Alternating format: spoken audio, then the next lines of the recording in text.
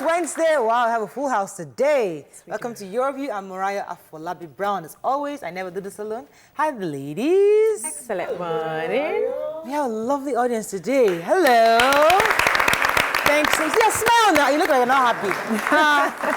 Thanks for coming. How are you doing, Mike? Yeah, there are newcomers here. I forgot. Any first timers in the building? You're welcome. Welcome. Please stand up for recognition. Let us. Miss Rose Oga Daniel is on here today. To sing. Oh, wow. You are so welcome. Thank you. For the very first time in Nigerian history, the first female director of currency operations at the Central Bank of Nigeria, CBN, Mrs. Priscilla Ekwere Eleje, became the first female to have her signature on the 1,000 naira note. Wow. Background. Please, where's our picture, please? Background. We have our picture on.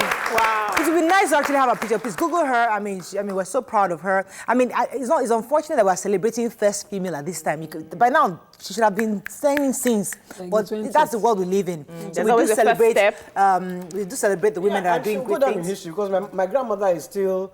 Yes. You know, record because she was the first female to drive a car. You know that kind of thing. I think it was a Benz. That's true. I don't know what kind of car it was. I heard it was a Benz. Let's say thank you to our people. Yes, we're going to take. Actually, we wanted to thank Prisma, but we're going to thank them a bit later because they actually are doing a promo, Cream Slices. If you follow Cream Slices at Cream Slices on Instagram, you can get this cake. This is a beautiful cake. It is. They gave us this cake today. Beautiful, has this nice ice cream cone on it. Yeah. They are going to be offering our viewers this particular cake. And our camera guys, please view it. And if you follow them on at Instagram at Cream Slices, follow them and tell them why you deserve or who deserves the cake. So if you can, maybe you can tell the story. And you can get deserves the cake. Ah, that's true. Yeah. All right, let's go on a break. When we come back, we'll breeze through the front pages because we've taken up too much time gisting this morning. Let's go on a break. We'll be right back.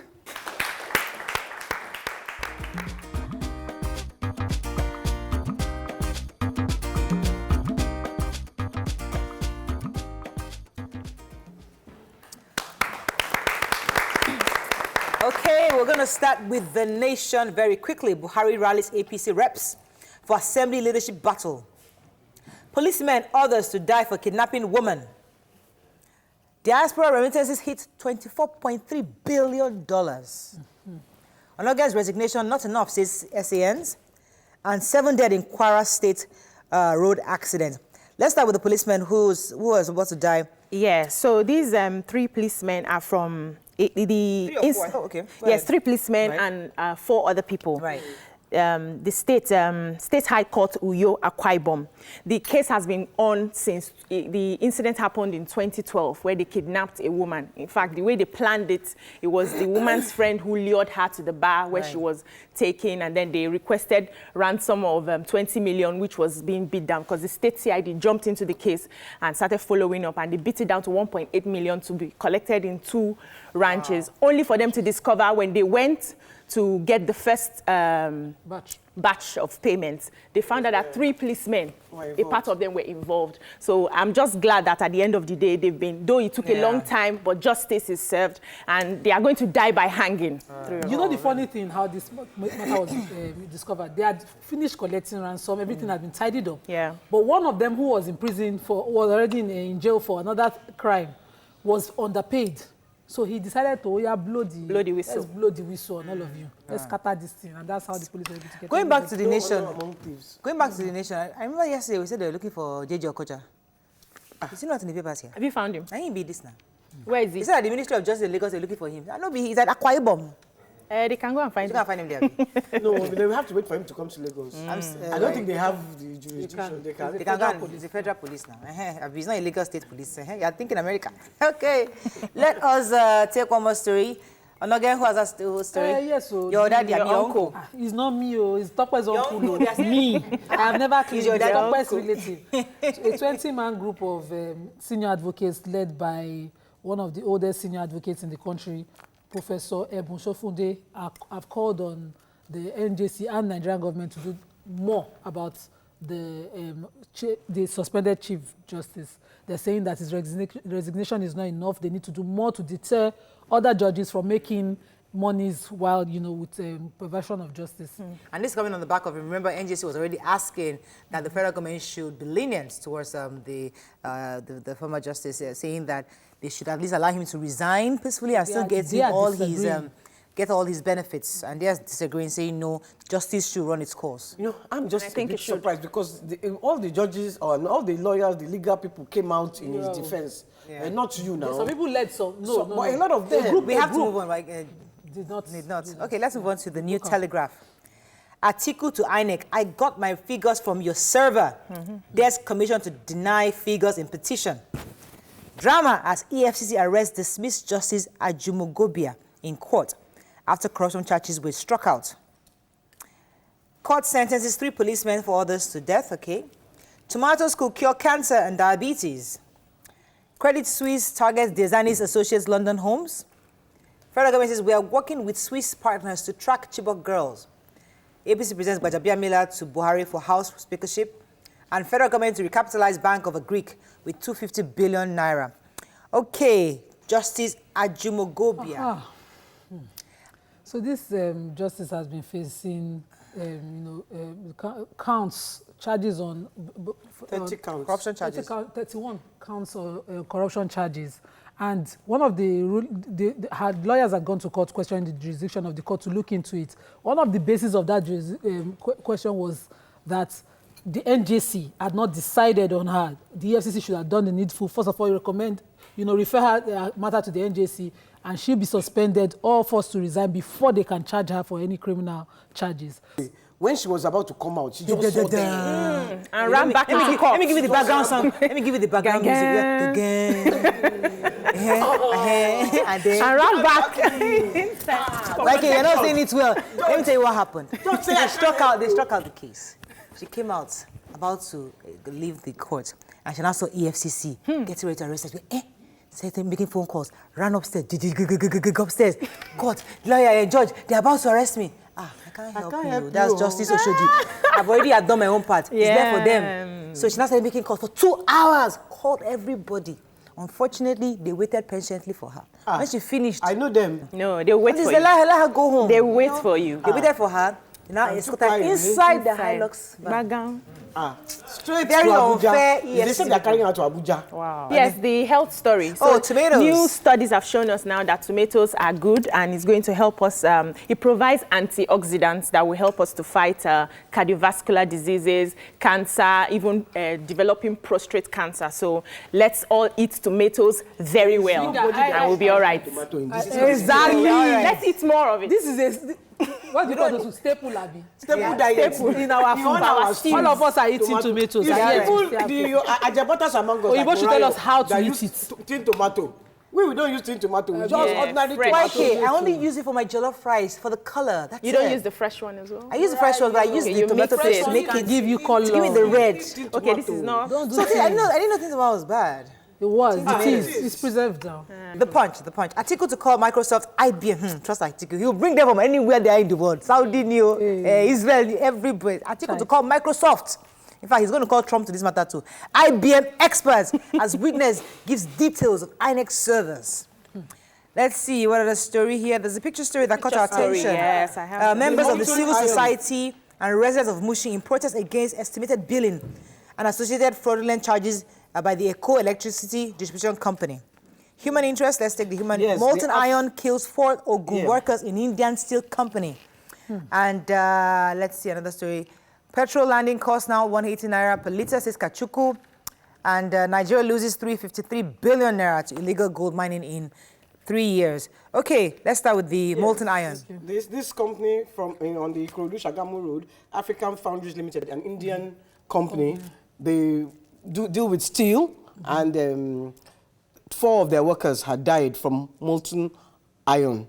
So they didn't do anything. They said what the workers were protesting is they just put all of them on contracts, so they're not responsible if you die. That's your own. And the workers have been dying. So this one was 4 workers, and they said no, they cannot take this anymore, and they protested. They brought the police in.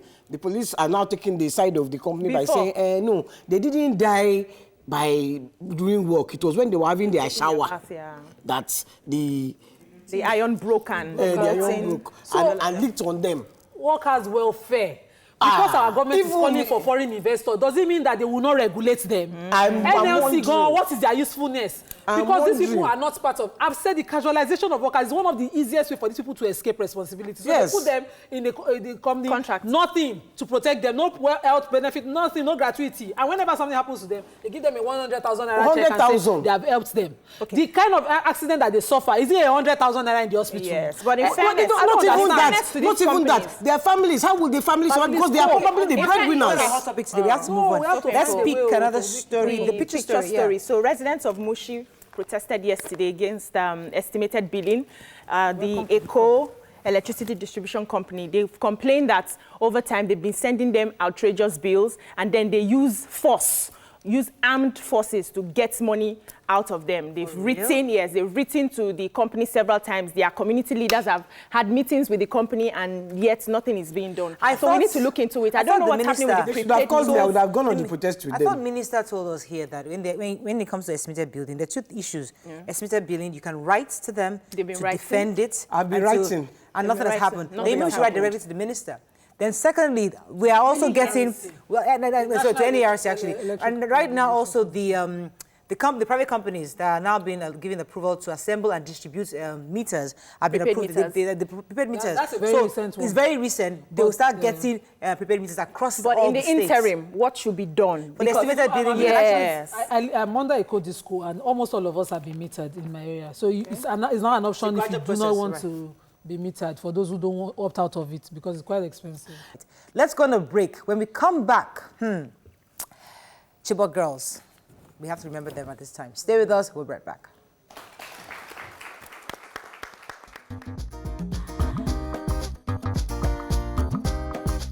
Stay tuned. Your View will be right back.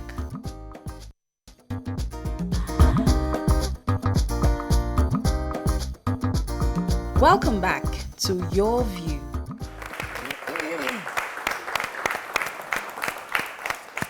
Thanks for staying with us. So 5 years after Boko Haram kidnapped 112 Chibok girls are still missing. The Chibok town in Nigeria's northeast continues to await the return of these children. Though numerous campaigns such as the Bring Back Our Girls are still ongoing, the clamor over the past few years has obviously somewhat reduced. The international community has also been quiet on this. Now, what are your thoughts on this? You can join the conversation at 070-806-68014. You can also tweet to us at TVC Connect. Please hashtag YourViewTVC. We have with us the human rights activist, Yemi Adamolekun. Welcome to the show. Okay. You've always been an advocate amongst the advocates for Bring Back Our Girls. And when some girls were released last year, I know there was a lot of joy and happiness, but there was still the 112 that are yet to be returned. And there's been a sort of silence. I know the Bring Back Our Girls have been there, but people have just moved on. Yeah. In your view, it's 5 years on. Is there still hope, do you think, for these girls to be returned? I think so. They say where there's life, there's hope. So until, in a sense, someone can say that all of them have died, then there is hope that they would return. Even though some of the girls that did come back did give reports of some of their classmates who they saw that. But we are not counting them because the federal government hasn't acknowledged that. And it's one of the things we're also asking for. If you have reports that some of them have died, then do the needful, so at least we know how many others that we're counting for. For the 5th anniversary, the government did talk about the fact that they're committed. You read in your news review working with the Swiss. So, so that gives hope. What is disheartening is really, as you said, the government's attitude towards the issue and attitude towards the families. 5 years on, the community got together in the school and had prayers. There was no representation of government there. At the very least, send someone, either from the state level or from the Ministry of Women Affairs, to at least show that you are still with the family. They are busy running for the 9th Assembly. Do you think that the government is making this a priority? Because I know that when government wants to get something done, they put in all of their might and power to see that it's being done. So we shouldn't be commending that, okay, they've said they are doing something, they are going to be in partnership with Swiss and all of that. We should be commending them for results. And so far, so good, we haven't seen results. How do you think they can really measure up? I think that's the thing, and it's not just about the Chibok girls. And as we say with the movement, that the Chibok girls they're really a symbol. It's a symbol. Because we know their names, we know the community where they were abducted from, we know parents. 19 parents have died to date. But it's a larger issue around insecurity and government's response to that. Zamfara, for example, is sort of top of the news right now, and people are talking about it, protests, and the president again had to respond while he was outside of the country that he hadn't forgotten. So it's a bigger attitude, and we keep pushing that. The same thing you would do for the Chibok girls is the same thing you would do for Zamfara or Benue or Plateau. And the fact that Nigerian lives should matter. But with this administration, it doesn't seem to be. Because 10, 20, 30, 40, they're just numbers. So let's try and see whether government is truly sincere about the condition of these girls. The 100 plus that were brought back, what is their situation today? Have they been, rehabilitated? Is something really been done to them? Because on your view, we have talked about how their mental state something should be put in place on helping their mental state, considering what they've been through. How much of that do you think government is doing? In fact, they've actually done well. When the girls came back, went through sort of a process of debriefing them, finding out what they knew, what they had access to, and then they were put in school. Some of them are in federal government colleges, some of them are at the American University in Yola. But what hasn't been done as well is the community itself. So yes, they're the girls that came back, but then there's a community. They're the girls in that community, they're the boys in that community, they're the parents. And as I said, with the anniversary, also an opportunity to see government's disposition towards the community as a whole, and that doesn't show that they followed up. I mean, I walk around with this badge, and without fail, if I travel and it's not within just going from my house to my office, people always ask, they're still missing. Oh, God. Without fail. Lagos, within Nigeria, outside Nigeria. So I think if you now parallel that to a parent who's lost a child, who would have lost two children, then it's a lot more. I think that is the most important thing, because I'm thinking, my child is safe, so they're not in my purview. Yeah. But for the mothers who their kids go missing, they can never forget. They can never forget, and until they get closure. Yes. They will, and so I commend you. I really do commend you for actually still upholding it. What is the government saying? What? Give us an update. What have they saying as of today? The same old rhetoric, or same old? I mean, even less so. I mean, one of the interesting things, for example, about the statement on the 5th anniversary was that they were very specific about Leah, implying that they are negotiating, and it's just that the terrorists are concerned that when they bring her back, would they be able to go back, or would they be arrested, so to speak? So there was some specificity around that. But for the Chibok girls, all we've heard is that on the statement, they just said we're working on it. And then news now, we've gotten a bit of an update. We're working with the Swiss on it. So not as clear. But one good thing that I must say is that as part of the advocacy for the Chibok girls, we realized that as a country, we didn't have a database of missing people. So in the early days of both the Jonathan administration and the Buhari administration, they'll say, oh, we found 200 people. But you didn't know they were missing in the first place. You don't know where they were missing from. Right. Are they 200 women, 5 girls, 10 men? So we started advocating that Nigeria needs a missing persons register. So if someone goes missing, and this ties quite a bit to the police issue as well, police just picking people off the street, families can go to their local government and report that this person is missing, we last saw them where. And then there's a database that can cross-reference. So if the person is then found in Benue or Rivers, it can then be checked. And the government has made some progress. I think the documents were signed in November 2018 with support from the Red Cross. Now we're pushing for them to get funding. Benue, Borno, and Rivers were identified as pilot states. Right. So we're pushing for them to get funding, so at least we can see how that database will work. Right. And as a positive outcome of the Chibok abduction, Nigeria will have a database. My only problem with everything you have said is there is no light to power this computers. It's the problem. But where part of it is looking at solar. So the stations that will have them will then have solar. There's no lights. Oh, there's no lights. Even they agree. They're powering there's up all the markets. There's just a study that even just came out, for example, that said that about half of our primary healthcare centers in Nigeria are not not even no light.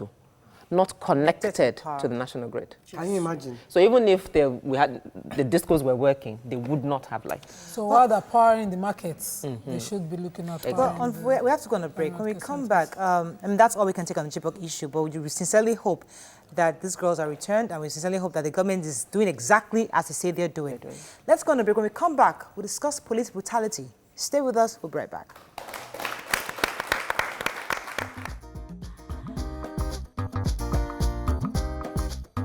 Stay tuned.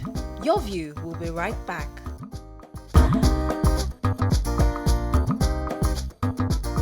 Welcome back to Your View.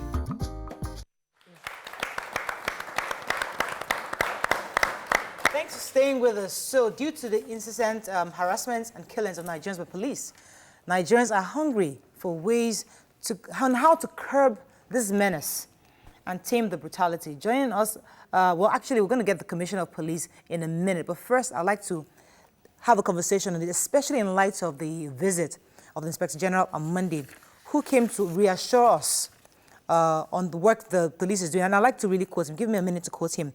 He said his visit was to reinforce the ex-ante force accountability policy, which holds any professionally and criminally liable, any officer liable, for the consequences of their actions, particularly if such misuse of power resulted into death, injury, or indignity of citizens. And he further went on to say that the line supervisors of such officers, including the area commander, divisional police officer, shall be held voraciously liable for lacking supervision and shall be similarly sanctioned.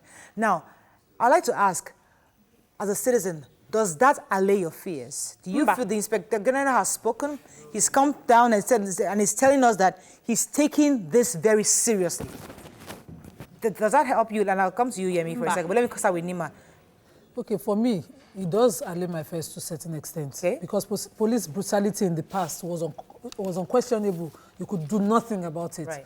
Short of bringing an enforcement of fundamental rights and stay in court for months without getting justice, nothing. And police could say then, I kill you, and nothing will happen, short of being transferred out of Lagos. Right. So it was the norm then. But so when I joined the show, I started watching how when we take those topics on the front pages of the papers to see how the police would deal with it. I've seen 2 commissioners deal with some of those police, and I've seen new ones. Now, this morning we read of 3 of them who were sentenced to death for kidnapping. So finally there's recourse. Slowly but surely. I mean, you share the same views with Nima, or do you feel that it's not enough? It's not enough, and the simple reason why is that talk is cheap. At the end of the day, citizens would only be able to judge the words by their actions. Yes. How many times have an IG or police said that they shouldn't collect money on the road? How many times? Without fail, every new IG says da da da da da da da da da da. So this one has said his own. But ultimately, we want to see results. Now, part of the teams that have been working on this thing tweeted a while ago that now it's actually it's indirect extortion. So they will carry you and your family drop 200K so you don't happen to die. Extrajudicial killing, the reports are there. Amnesty International without end. So it's not in the talking. What Nigerians want to see is action, and swift action. Nobody is trying to wait from 2012 to 2019 to see justice. Really. And then not only just justice in terms of jail time, but no compensation. You've killed people, murdered people. It's murder. Then beyond you going to jail, what happens to the families? Yes. And they're not saying anything about that. Let me come to our audience. I'd like to, because especially we have a lot of young people in our audience, I'd like to, anybody wants to share an experience on with police. This issue of police brutality, I think is actually getting too much. Like I will use myself an example. Sometimes back, I was, coming back from my JAMB lesson, so I was stopped. Now, some of them, they don't even wear uniform. They just come out on their mufti. You see them on the road. Then they pretend as if they are waiting for cars or something. Then the next thing you see them, they grab you. Then they start asking you several questions. They ask for your phones and stuff like that. Even some of these bike men on the road, they harass them. They pretend as if they want to enter a bike, and these people, this is what they feed from. Right. This is their only means of life. Thank you. So that you've raised an issue of the fact that they don't wear their uniforms, and we're going to get the Commissioner of Police on air very soon. Hopefully, he should help us answer a few of these questions, because we understand why they want to go out without their uniforms, so that at least they can be when they're undercover, that's it. No, they don't understand. They're undercover. That means they're investigating a crime. We don't understand why you're just grabbing somebody. Exactly. So democracy is government of the people. Right. by the people and for the people. Right. And now the people are saying that this institution, these security officials are no longer serving the youths. They are meant to protect our lives and our properties. And at the same time, instead of protecting us, they are killing innocent citizens. And you are telling me you want to hold this Oga accountable and that Oga accountable. What about the police on the streets without their uniforms killing innocent people? What do you do about them? Those ones who have been caught already, what is the justice we are going to see that you have done about them? So I think the government is not listening to public opinion. I think the government is just doing what they feel. Before I hold on, I want to tell you that in a country where you have armed robbers, having police in mufti, how am I going to know they are police? Exactly. How will I know that they are not armed robbers? No, they shouldn't be. You are holding a gun. Okay. We have all identified that there's a problem with the institution. Absolutely. What we are saying, I can't imagine a state without the institution. Right. So if I were a victim of a real armed robbery, who would be my... Exactly. Who would I run to? We're calling for reform. See, what we're asking now, we've identified the problem. It has to be a process. Nobody's just going to yank off police and say, okay, no more police because they're no longer... It has to be a process. I agree with you, Yemi. It has to be a process. What will we be looking at the end of it? We don't want just, what do you call talk shop. We want action. So how long will action take? Let me remind you, remember the time the crime was high in Lagos State. It was really, really bad. They brought these Sars to curb armed robbery. Exactly. SARS, actually, we've seen, I know that we've seen a bit of difference back then. How SARS came in with the force and they were able to come out and nobody knew they were But when they got out of hand, and they were undercover and they were able to cover the crime in certain areas. But unfortunately, there are bad eggs in every way. Let me come back to the citizens in the audience. Let's take a few more comments. Go ahead, please. All right. Thank you. I think there should be a proper reform of the police. Thank you. The statement, police is your friend, probably is a faith. It's not reality. It's not. And about the SARS, they should include federal special anti-robbery squad, including insurgency. Probably they should post them to where we have insurgency. Because they are not really protecting lives. Okay. Imagine what happened in Delta State. The students that were using iPhone of 200,000. Right. And because you have worked for 14 years, you could not afford the phone. And you have to destroy it. That's not the way to go. I mean, that was Please, the story. Let me come to train them. This issue of, thank you very much, sir. This issue of Collar Day was really devastating. I mean, everybody just went crazy because this was a young man. I mean, same thing with this young girl who was shot in the stomach and the fiancé was shot in the head. I mean, Nima, I know we're trying to understand where the police is coming from, but how can we rationalize just opening fire on people who are not armed? There's no rationalizing it. It's murder. If you are in the position of the people who have lost loved ones, your take will be totally different. So true. It will be totally different. You will be like, there is no way, you can't forgive because my loved one has gone. Okay, let me take Gladys. This is Gladys, I'm a first-time caller. Welcome to the show. Thank you very much. Concerning this police brutality, I think it has to do with we as individuals. What you're a civilian. You don't expect yourself to challenge someone on uniform which is gone. Yes, it's true that sometimes we can be right, but we don't have to challenge them. Whenever, someone would say that once you see a policeman with his gun, avoid every argument with them for you to be safe. So to me, I think if a policeman should stop me today, I will stop. Attend to him politely, and if there is any need for me to go with him to the police station, I will go with him, in as much as I know that I haven't done anything wrong. Yes, it doesn't go that way all the time, but at least we shouldn't argue with them. We should not claim right. Okay. With them. Thank you very much, Gladys. Yemi, do you agree with her? No, I agree with her in an ideal situation. And it's the same challenge, for example. It's not just Nigeria. I mean, Black Lives Matter in the US is part of it. People are teaching black boys, if the police stops you, put your hands up, say nothing, yes, sir, yes, sir, yes, sir. So it's not, but the issues we're discussing is not people who argue with the police. It's someone destroying a phone because you are upset you couldn't afford it. It's policemen shooting indiscriminately. So while valid, the more fundamental issue, and I think it goes back to how do we recruit into the police? Exactly. How do we treat the people who serve in the police? You recruit people people who are wholly uneducated, emotionally unintelligent, not tested. Yeah. You keep them in barracks that literally they're sleeping on top of each other. Yeah. There was a report done about Lagos State a couple of years ago. You pay them peanuts. Yet they are fully armed. And not only are they fully armed, they also have the backing of the state, which is why they can tell you, I go shoot you, nothing will happen. Now, if you set people on the road with that confidence that they can do and undo, and nothing will happen to them, we can't, what we're discussing is child's play. Yeah, that is what I'm talking about. This is what I'm saying, total reform. It has to be reorientation. They have to start from the beginning. Thanks for calling. Are you there? Yes, I'm still there. Fatima, go ahead, please. I'm first-time caller. Welcome to the show, Fatima.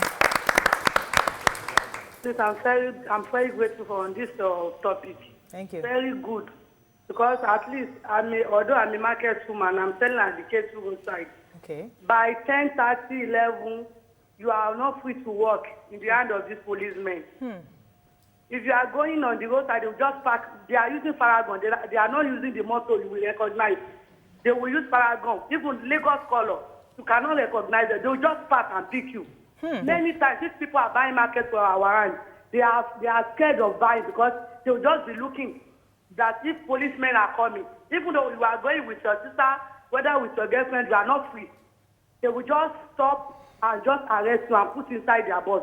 Sometimes they say they are from Ogudu side. Any side, they are coming from Ogudu. My 12, we are not free. Right. Number one. Number two, these Okada men, these people they are using, they are not policemen. They call them their dogs. People are calling them Aja Olopa. They will put some musty. They will do as if they want to enter bike. They will stop the bike. Before the bike men know, the policeman will just appear.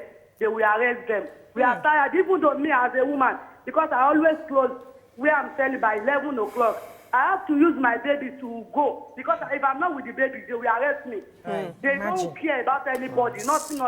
Thank you very much for sharing your views, Fatima. Thank you very much. I mean, that's an average Nigerian right there. Now using your child as a shield, I mean, imagine. Tweets, I have to have his final. Yeah, go ahead. Okay, Andrew says, yet this nation so wants investors in it when you have policemen acting like brigades and savages. Brigands and savages. Ostino says the police behavior is a reflection of the Nigerian society. Can your guest in the studio tell me which part of the Nigerian society that there is sanity? Festus Akimbowa says all our armed carrying policemen should undergo compulsory psychological tests. Okay, here he's saying that it is only in Nigeria I see policemen reeking of alcohol with long rifles for killing innocent people. Right. And he says it's not true that Sars brought down armed robbery in Lagos. That was the RRS. Okay. All right, we have to go on a break and we have to round up this segment. But thank you very much, Jamie. I'd like you to have the final word on this because you are in the fight, in the struggle, civil society, the whole human rights activism. A citizen. Yeah, you're a citizen too, yeah. But you, better than anybody else, can help Nigerian citizens to understand, okay, what's being done, how they can actually protect themselves better, especially because you have a good relationship with the law enforcement agencies. On the Chippewa girls, just to remind, in Lagos, we meet every Saturday, Falama roundabout. In Abuja, they meet daily. So if you want to find out what's going on, join either of the two communities. And I'm going to give my badges to the ladies. Oh, Mariah, I have to hook you up. Okay, you can send another one. And on police brutality, I won't lie you, I can't wear it every day. I know, it's okay. Anytime I'm wearing red.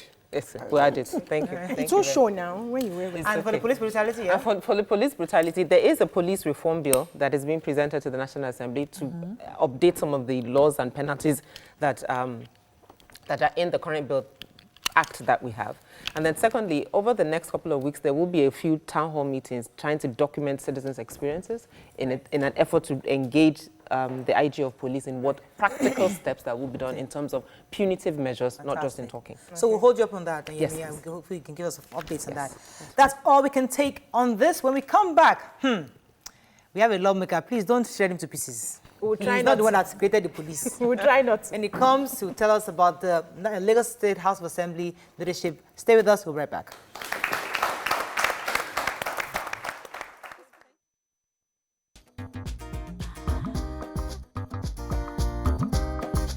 Stay tuned. Your View will be right back.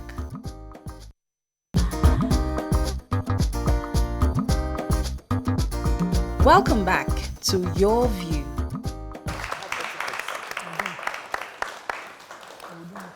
Thanks for staying with us. So Lagos, as we all know it, is an important state. And as the 40 lawmakers elect gear up for the inauguration coming in June, today we'll be looking at how the leadership of this institution will take its shape and the expectations from Lagosians.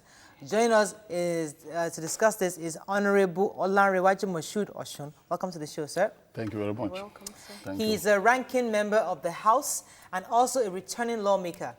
So, before we even get into this issue of Honorable, good morning. Good morning. The way you call Before we that. get into this issue of lawmaking and what you do and all that, in your constituency, have you heard complaints of citizens concerning police brutality, especially the market woman that called earlier from K2 Market?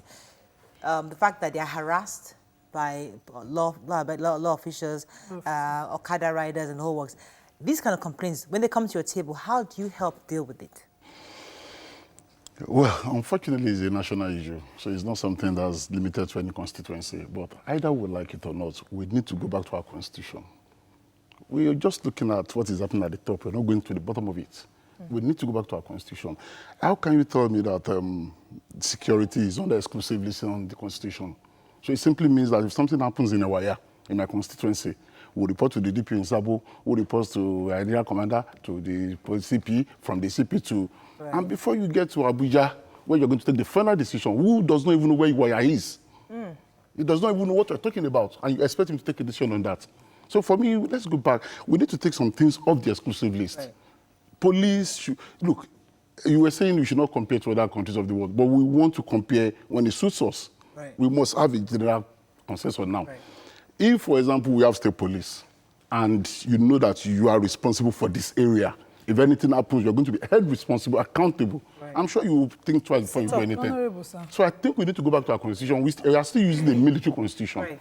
I just need to read this tweet before anything, I beg. This guy says, police matter don't tired me. Just because I'm a passerby, when they came to raid Yahoo Boy, I received a dirty slap. That's a big comic relief right now. Well, sir, as the lawmaker representing Iwaya, for instance, you have a duty to your people, if you agree with me, and this duty covers you being accessible to them and them they being able to come up to you to report whatever. Now, let's say, imagine, like Morel said, that the caller had access to her lawmaker and then she made a report. What should the lawmaker do as a lawmaker? Is it that he's helpless, he too cannot do anything? No. When, on a daily basis, yesterday I was still with the DP, I was talking to the DP in Sabo. On a daily basis, we talk to them, we interact, we intervene on behalf of my constituency. So there's no way, when there's an issue, they'll come to you. And for me, I try to get to the bottom of it. If you're guilty, because you see, in some cases, citizens will come to you playing the emotional card. They will tell you the police has done this. And at the end of the day, you realize that it was the one that was guilty. So for me, you need to investigate it, but I make sure that I get to the bottom of it. And where the police are faulty or when they are fault, we try to solve it. Okay. Now, police is not under the state. Coming to your job now, let's move it to your let's not make it a police issue. Lawmakers, especially the House of Assemblies, the local ones, are always like rubber stamp for the executive in many cases. And people feel like they're not going to do anything. Now, my direct question to you, what are the bills you've passed, you've fought for, and why they sponsored? And why did you sponsor those bills? What exactly did you see? And as you're going into the 9th Assembly right now, what laws, what bills do you plan to sponsor to solve which problems? Lawmaking is a living thing. So it's not something you plan. And I'll give you an example. You can't say that, okay, next year I'm going to sponsor a bill on how to sell water. But if the situation arises, if something happens, or you think, okay, we need to... Let's look at the cancer bill. The cancer bill that was done in Data Assembly is something we've been discussing for some time. But we realize that if we're not going to leave this to the federal government, most of these things, states should not even intervene in it. But we believe that we must leave everything to the federal government. And that was why I said, the bill, the Constitution of Nigeria, is an issue. And until that is resolved, if you're talking about bills that have passed, okay, in the 8th Assembly, we're in the 8th Assembly. In the 8th Assembly, we've done so many bills that, looking back, I can look back and say, well, We've done wonderfully well. Look at the Neighborhood Watch Bill. Under security. LNSA. Yes. That one I brought LNSA. Don't let me go. When you're ready, please. I'm ready. It's a bill to say, look, we need security in Lagos. Lagos is, we are talking about 22, 23 million people, and maybe with about 25, 30,000 policemen. It's not possible. What is the ratio per policeman? As we go into the 9th Assembly, the leadership positions, there's always the minority leader. In fact, do you even have a minority leader? Because there's hardly no minority in that. Well, now we don't have any. Yeah. You have any? Now we don't have any. You don't have any. So they're all just majority. When we started the 8th Assembly, we had one. Yes. Because we had 8 members of the PDP Yes. who were elected. But with time, they joined us. All of them are now APC. No, we only have one. We only have one that didn't join. So there's no objection now. So you guys just, whatever the executive says, carry go. No. You see, that's the mistake. The minute you are elected, the party, you put your party aside. It's not the interest of Lagos. So even within us, within the same party, we still argue, we still disagree on issues. We fear that these disagreements will not hold water. We still disagree. But what is important is that we disagree to agree. So at the end of the day, when we come up with our agreement, when we come up with the final decision of the House, we feel that, oh, it's just rubber stamp. But that rubber stamp you're talking about, a bill was finalized on Monday or Tuesday, no, Monday. That bill we've taken 3-4 times because there were issues we didn't agree on. Okay. But people would not see that. Right. The only thing people saw was the fact that, oh, this bill was passed, and oh, it's a rubber stamp bill. So let's understand. That's going to break. When we come back, take up tweets and calls. Stay with us, we'll be right back.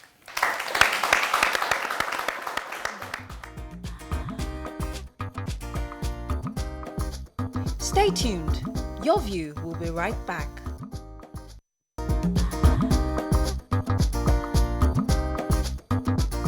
Welcome back to Your View. Okay, let me take one comment from our audience. Go ahead, please. Okay, I want to respond to what the other person said about the police stooping so low. 50 naira times 1,000 people. Just do the math of how the money the police is collecting. Then to the lawmaker, you have 2 constituency offices, right? I want you to announce it. I also want to ask you, have you passed through traffic before? As in, when was the last time? Do you go with motorcade, like police clearing road for you, or you experience the traffic? Because I've been in traffic for 4 hours before, as in, it's very, very crazy. The citizen wants to know that, because they feel like you wouldn't even pass the same way. Well, it's not possible because as a lawmaker, you don't have any convoy, you don't have any siren, you don't have any police. So basically, that means we do the same thing. We go through the same process every day. You're a lawmaker. Yes. What have you spotted in Yaba, you, not group, that you feel that you need to sponsor a bill to change? There are so many. I was talking to the governor a few months ago about an hospital in Yaba. Okay. They are talking about mainland hospital. For me, it's not an hospital. Okay. I grew up in that area, and I know that mainland hospital is that, we call it IDH. Okay. It's infectious disease hospital. Okay. So for me, and that was when Ebola happened in Nigeria, that was where it was treated. Right. For me, it's not an hospital. But again, Yaba is an area where we need land. Okay. There was a time I went to the governor and I was given a women development center, but we don't even have land to situate it. So we lost that plot to Mushin. Now we're talking about hospital. I'm fighting for an hospital in mainland, but the question I'm asking myself again is that where we will. We're talking to Unilag because they have a place in Iwaya where we call Abete. It's a land that belongs to Unilag. Let's do CSR. Okay. Give it to us. Let's develop something. Give it back to the society. Fantastic. So we are looking at all that. Okay. That's number one. Well done, sir. On the House of 9th Assembly in Lagos, which geopolitical zone in Lagos, I think, is Badagry, Ikorodu, and whose turn is it? And how is the politics playing? Well, I don't think it's about turn. We're looking, you see, we need to go away with all this zoning. And for me, honestly, if you're looking for the best, it shouldn't be about zone. Now, we have a speaker who's been there for almost 4 years, and for me, he's doing well. Obasa, he's doing well. Okay. So really, the question I'm asking myself is he going to run again? Why do you want? Well, I think he should run. We're asking him to run. Okay. All right, good for you. Well done, all right, so if you live in Yaba constituency, this is your lawmaker. Can they reach you? Do you have any issues? Is there a number? They know they can reach. Look, they know they can reach me, and they know they reach. For me, I pick all my calls because I won't give you any promise that I'm not ready to fulfill or I don't intend to fulfill. So you can, if you call me, if I don't have your number or not, I'll pick your call. Okay. That's the number. And I'm a proud lawmaker. No lawmaker is proud. Okay, all right, no problem. That's all we can take. Thank you very much, sir, for coming to shed more light on this. And audience, it's always a pleasure having you guys. You guys are amazing. Thank you so much. Again, Cream Slices is giving out the cake. Always the cake. Can somebody bring the cake? Somebody can bring the cake for us, please. They're giving out this cake in particular for free. Can I have the cake, please? They're giving out this cake for free. So yes, you heard it right. It's for free. And all you have to do is follow them on @CreamSlices on Instagram. Tell them why you deserve to win this cake. Your reason must be catchy and inspiring. Also, tell your friends so that they can actually order this cake. So if you get this cake, I mean, this cake of it is for our audience. So thank them again. Let's clap for them. This is lovely cake for our audience. And as I said, I think Yomi Legend promised us small chops at the end of every last Wednesday with drinks. Somebody also promised us drinks. So our audience are getting nice things gradually. So hopefully one day somebody will give you cash each. I'm telling you. Land. We'll give you cash each. That's all we can take. Have a fabulous day. We'll see you tomorrow. Bye-bye.